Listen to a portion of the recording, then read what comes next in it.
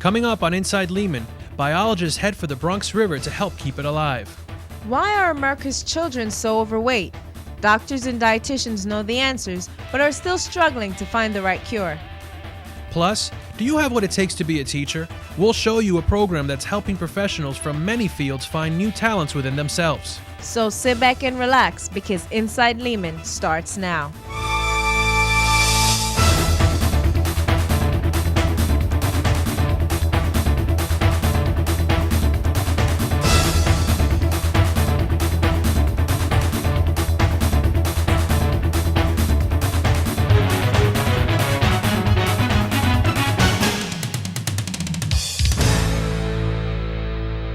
Hello and welcome to Inside Lehman. I'm Alicia Reed. And I'm Maurice Mercado.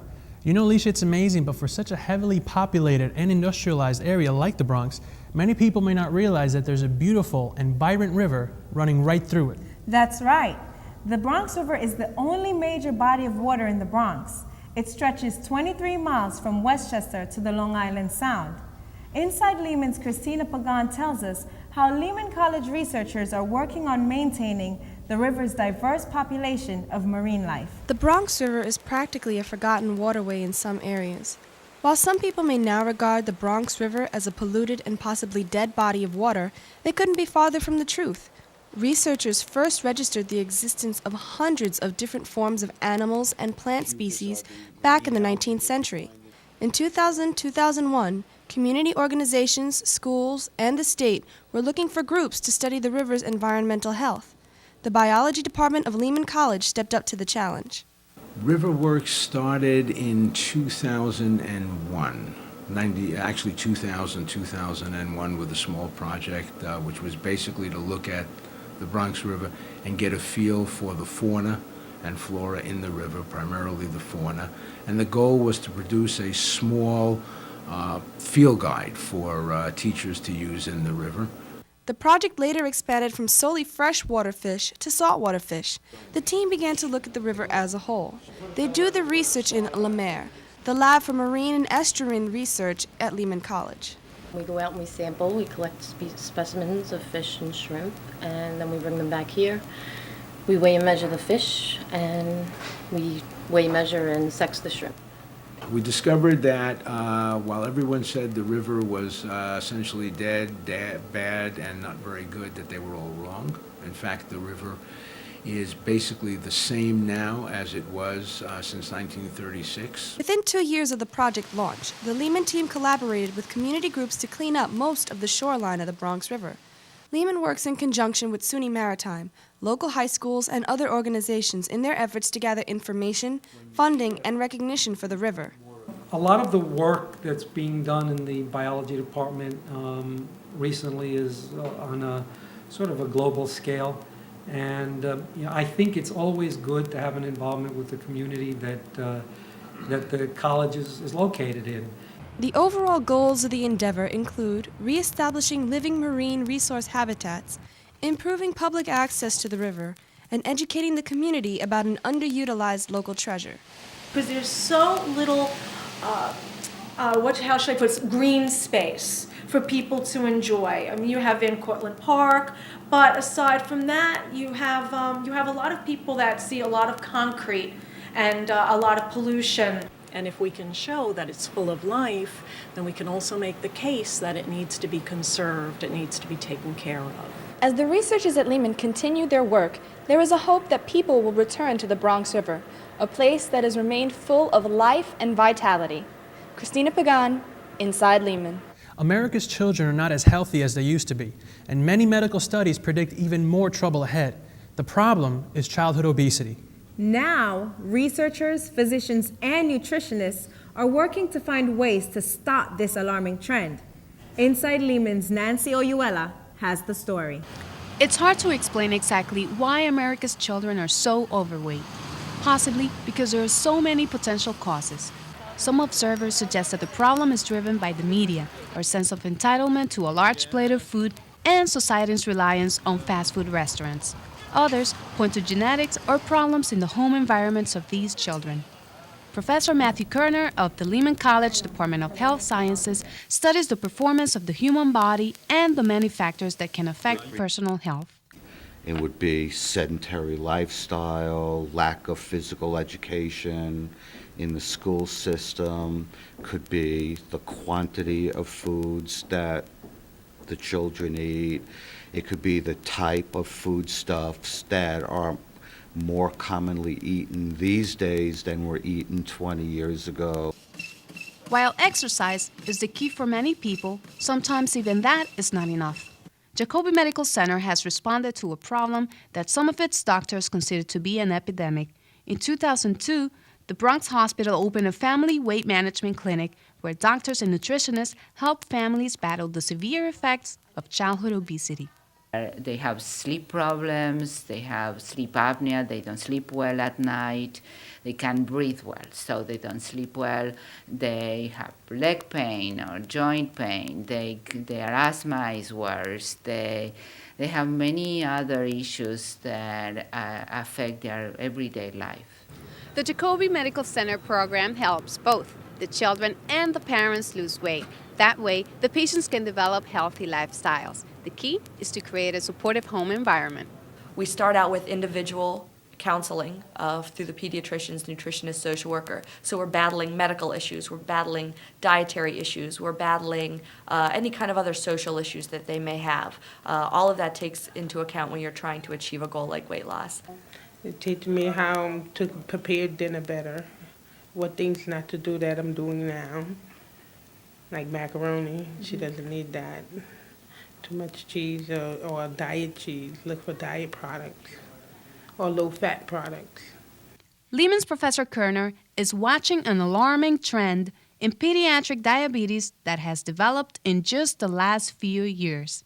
Type 2 diabetes in young teenagers, 14, 15, 16, have the potential in resulting in coronary heart disease by the age of 40, by resulting in a great likelihood for even blindness at the age of 40 years of age. Doctors say early intervention is the best medicine. Lehman College athlete Jermel Simon says he works hard to stay fit. It's definitely a lot of sacrifice because you always have to push yourself to that limit. And sometimes pushing yourself to that limit, you tend to want to give up. But the reward is what keeps you going. Of course, there's always the satisfaction of knowing you can do amazing things when you're at the top of your game. Nancy Oyuela, Inside Lehman. Imagine running toward the finish line with your heart pounding and the wind blowing through your hair as you strive to win.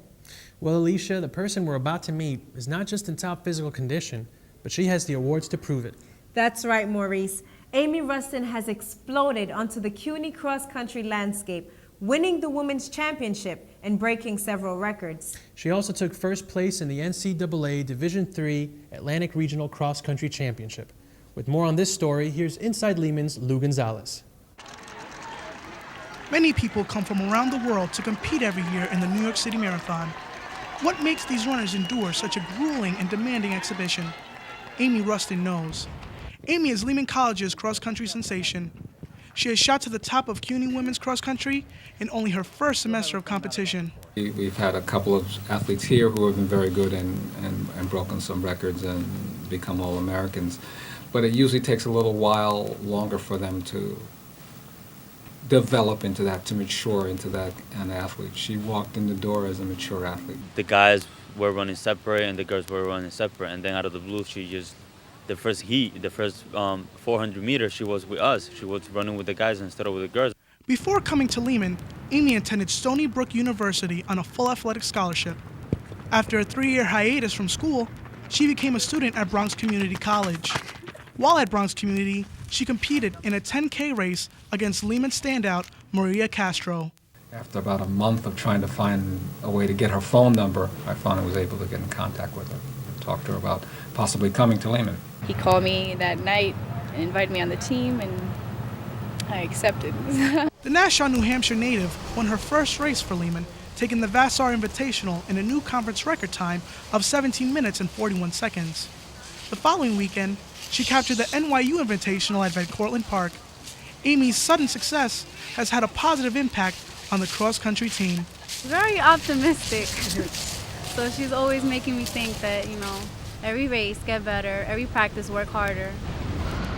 Amy came across a stumbling block when she was out several weeks due to leg injuries. All the hard work that you put in, and I was in pretty tip-top condition, and I was ready to break 17 even, and then all of a sudden that happened, so it just put a damper on things. After recovering from her injury, Amy broke records at the CUNY Women's Cross Country and Division III Atlantic Regional Championships. In the NCAA Finals, Amy placed a solid 70th out of a field of 215. I know I love it now. I'm working for it, and every day that I run just is a thrill, so. The journey does not end at Lehman College for Amy Ruston. She has the potential to become one of the United States' best runners. Who's to say that representing our country in the 2012 Olympics is out of the question?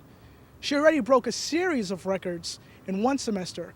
Why not shatter some wearing a USA on her chest? Lou Gonzalez, Inside Lehman. Still ahead on Inside Lehman, professionals from various fields make some big career choices and commit to the teaching profession. We'll show you what it takes to make that happen. Plus, why just learn Japanese as a language when you can experience it as a culture? A little bit of Japan comes to the Bronx. All ahead when Inside Lehman returns.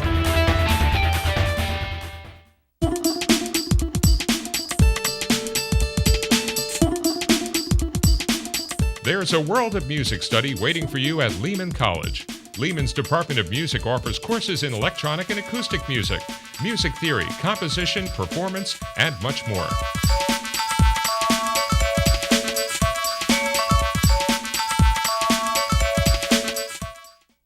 Thanks for joining us and welcome back to Inside Lehman. If you ask someone what it takes to be a good teacher, you'll probably hear many different answers, focusing on such things as knowledge, an understanding of people, and the desire to inspire. That's right, Alicia, and finding the right combination is really what it's all about. Inside Lehman's Jennifer Fernandez tells us about a program that finds talent and nurtures it for the classroom. Programs such as the New York City Teaching Fellows and Teach for America have become widely successful over the last couple of years. People from all walks of life who have held positions as accountants, performers, lawyers, and recent graduates are applying what they have learned to pursuing an alternative route that leads to permanent teaching certification. Stuart Gimple, the director of the Teaching Fellows program here at Lehman College, attributes it to the quality of the program.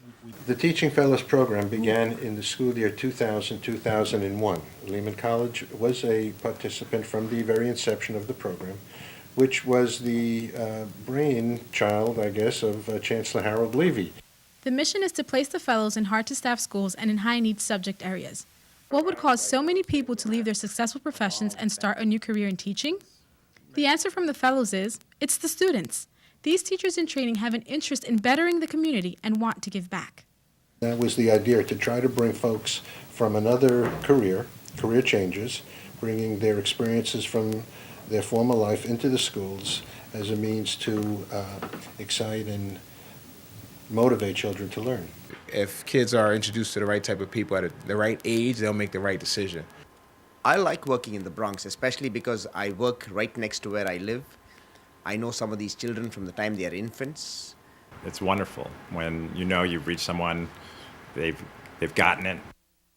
Due to the intensive and rigorous 8-week training the Teaching Fellows program offers, principals around New York City continue recruiting fellows each year, as is the case for the principal of the Bronx School of Law and Finance. Our teaching fellows have really been a very key part in making that happen. It's their enthusiasm, it's their energy that the kids really feel. Greg Van Boris, a second-year teaching fellow, started a film club as a way to engage his students in learning.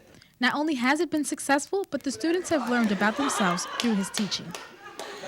After I saw him making movies and I enjoy making movies, now I'm definitely 100% sure that I want to be a movie maker. Basically, you do a lot of teaching in the classroom with your peers as practice, as what you would for what you would do when you are thrown into a classroom as a teacher yourself.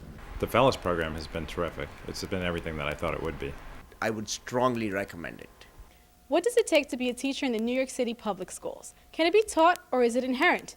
The teachers were glad to provide their perspective, but we couldn't leave out the students. So we asked them what they think it takes to bring them what they need. A teacher that understands you, Who can relate to us? like a family member. Older brother. Yeah, an older brother. Exactly. So it's a strange mix of just tough cynicism on one side and complete optimism on the other side. But I think that mix is what makes the best New Yorkers and the best teachers succeed. Jennifer Fernandez, Inside Lehman. Students experience the history and culture of Ireland with a trip across the Atlantic. Plus, a legendary playwright and a Broadway star come to visit Lehman. It's all part of our Lehman Minute.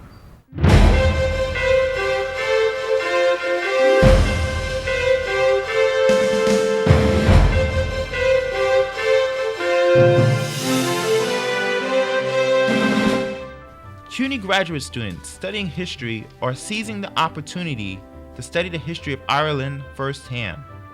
The Institute for Irish American Studies, the CUNY Graduate Center, and Lehman history professor Martin Burke are offering a 3-credit course entitled The Great Irish Famine. The course is built around a trip to Sligo. It's one thing to read about situations that happened, especially internationally, in other countries, but to never have experienced them, that's very difficult for the teacher to then relay that information to the students.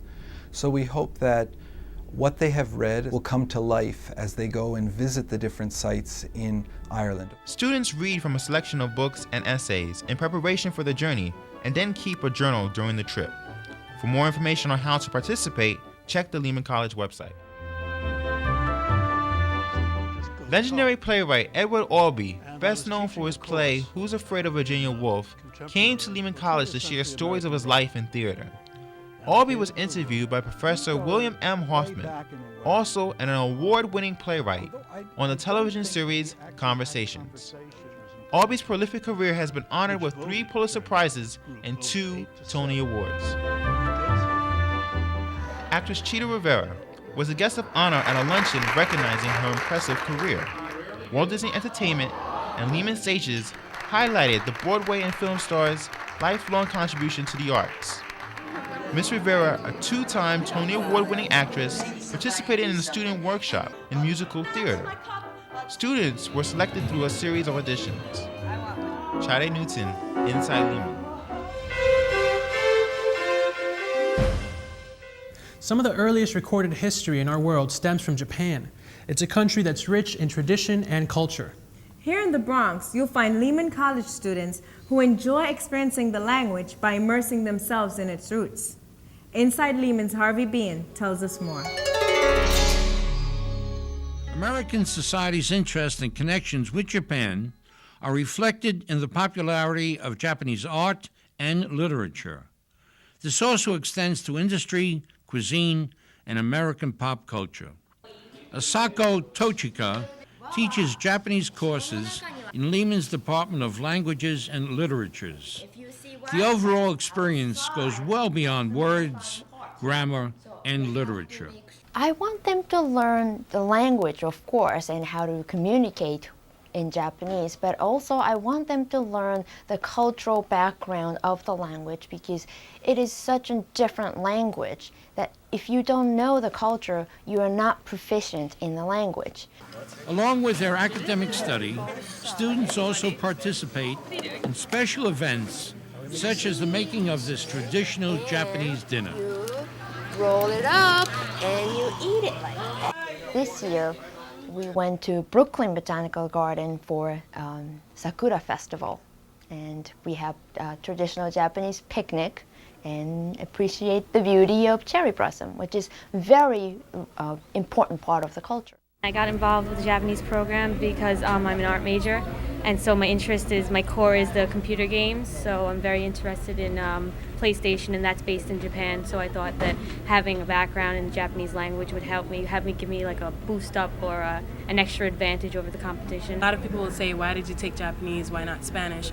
But I took it because it was a challenge, and at the end I did very well. I'm hoping to get a job as a video game creator or a computer animator. with translation on the side. Students have gone to Japan on their own on study abroad program. I have 2 students of mine who are studying in Japan for the whole year. I have a student who spent 2 years in Japan as well. I met up with some students in Chicago and we flew to Japan there. I spent 2 months in an intensive Japanese course. Every day we were taught 5 hours of straight Japanese. Then we had a lunch break, and after that we would take a cultural class. We learned about religion, we learned about popular games that originated from medieval times in Japan. As students continue their studies and perfect their skills, they are prepared to take a national Japanese language proficiency exam that is recognized around the world. I have many students who stay until 3rd year, 4th year, take proficiency exams to be certified officially, and they want to continue with the program. They want to continue studying Japanese. As you can see, studying a language is a much broader experience than merely learning the words. Living a little of the culture brings it to life. Harvey Bean, Inside Lehman. When we come back, lights, camera, action. Journalism, communication, and theater combine to break some new ground in mass media. We'll show you what's happening. Plus, the reviewers love it. Yardbird comes to the stage in Manhattan.